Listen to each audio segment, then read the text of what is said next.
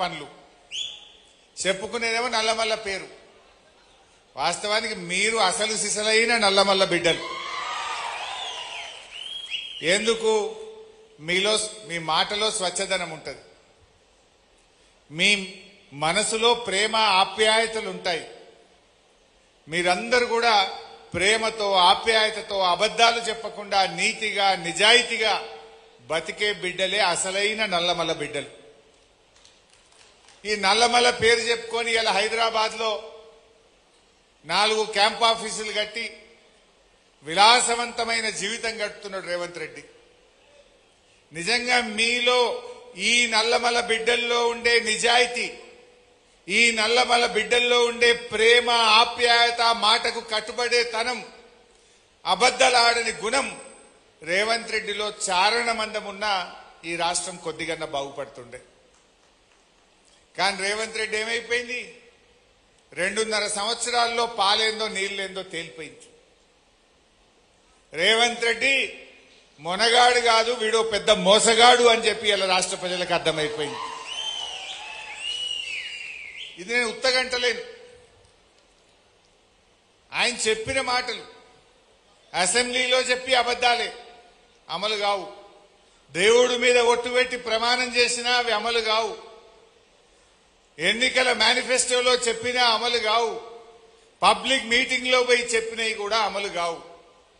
అబద్ధాలకు brand ambassador అంటే అబద్ధానికి అంగీలాగు దొరికితే ఎట్లుంటది అంటే రేవంత్ రెడ్డి లెక్క ఉంటుంది.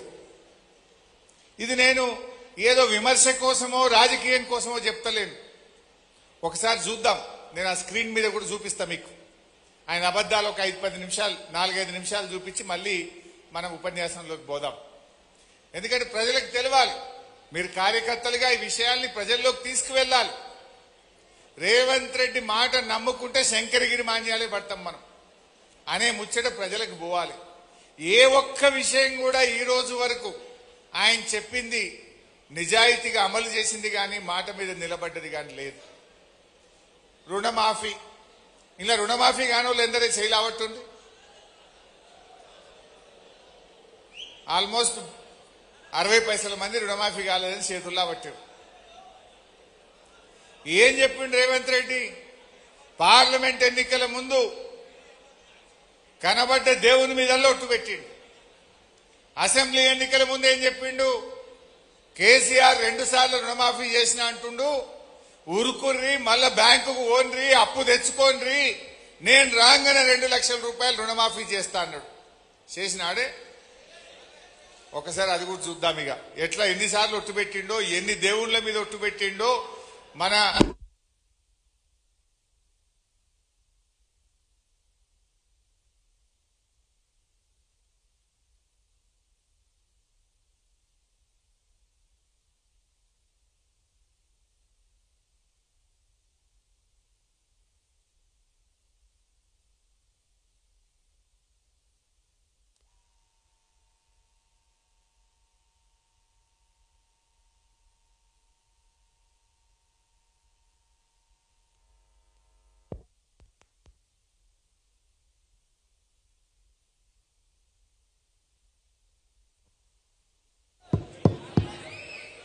చిన్న పిల్లలు కూడా హైదరాబాద్ ఇవ్వాలంటే ఏమంటారు అంటే, కరెంటు పోగానే రేవంత్ రెడ్డి వచ్చిండు, కరెంటు పోయింది. కేసీఆర్ ఉన్నప్పుడు కనురెప్ప కొట్టినంతసేపు కూడా కరెంటు పోపు. ఇప్పుడు మన మీటింగ్ అవుతుంటే ఈ గంటలో 2 సార్లు 3 సార్లు పోయింది. అది ఎప్పుడు వస్తుందో ఎప్పుడు పోతుందో అర్థం కాకుండా అయిపోయింది. సరే, ఏది ఏమైనా రుణమాఫీ విషయంలో ఆ రోజు ఎన్నికల ముందు ఏం చెప్పిండ్రో మీ అందరికి తెలుసు. అంటే మేము రాగానే 2 లక్షల రుణమాఫీ చేస్తాను.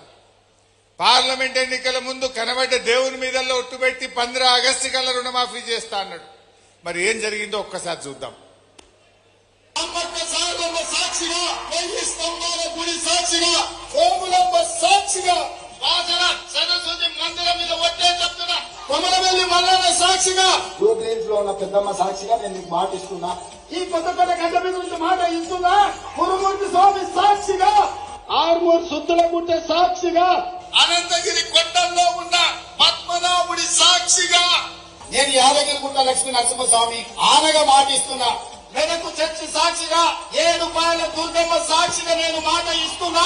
పాలమూరు మిత్రుల సాక్షిగా జాంగీర్ పీర్ల దగ్గర సాక్షిగా నేను మాట ఇస్తున్నా. శివరాం సాక్షిగా బావోజీ సాక్షిగా నేను మాట ఇస్తున్నా.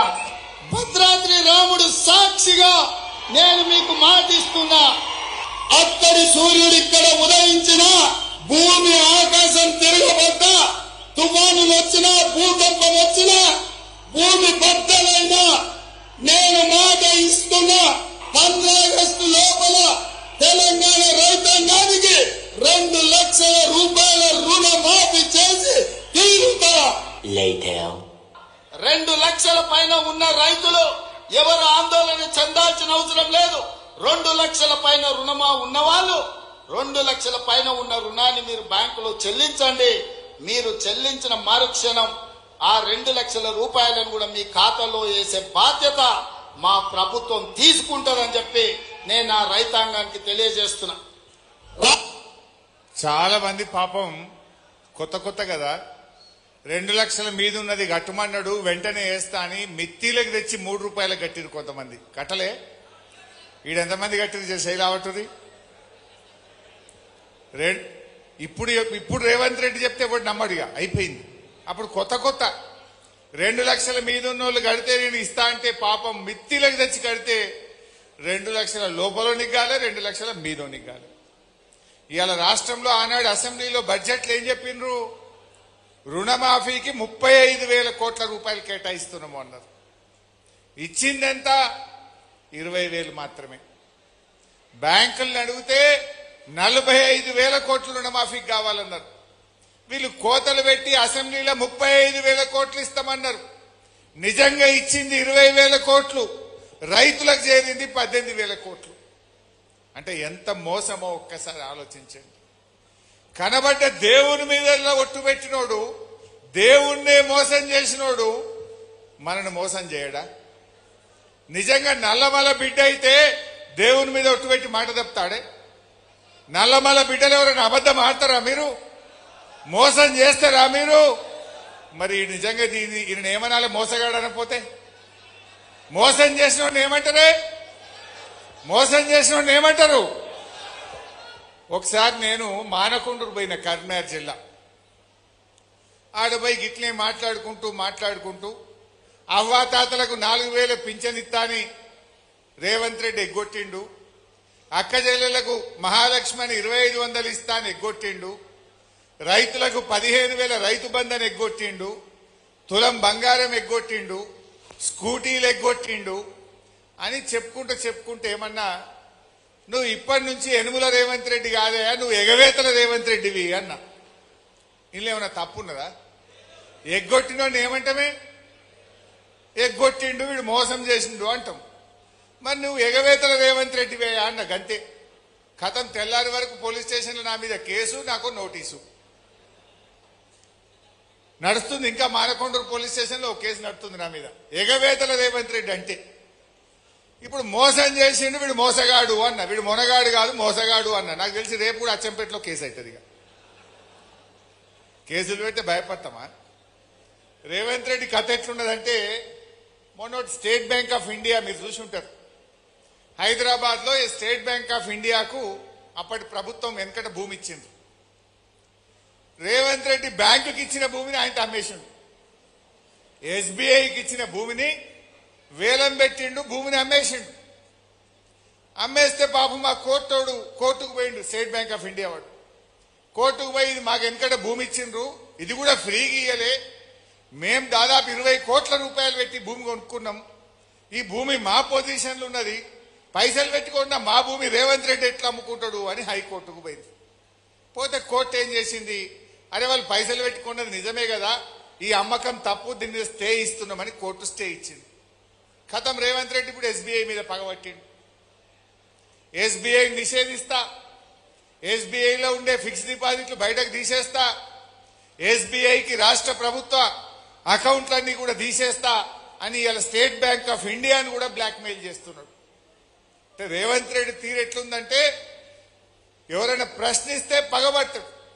ఇలా స్టేట్ బ్యాంక్ ఆఫ్ ఇండియానే నిషేధిస్తా అంటుండు. రేపు రిజర్వ్ బ్యాంక్ ఆఫ్ ఇండియా కూడా నీ మాట లేదనుకో, రిజర్వ్ బ్యాంక్ ఆఫ్ ఇండియాను కూడా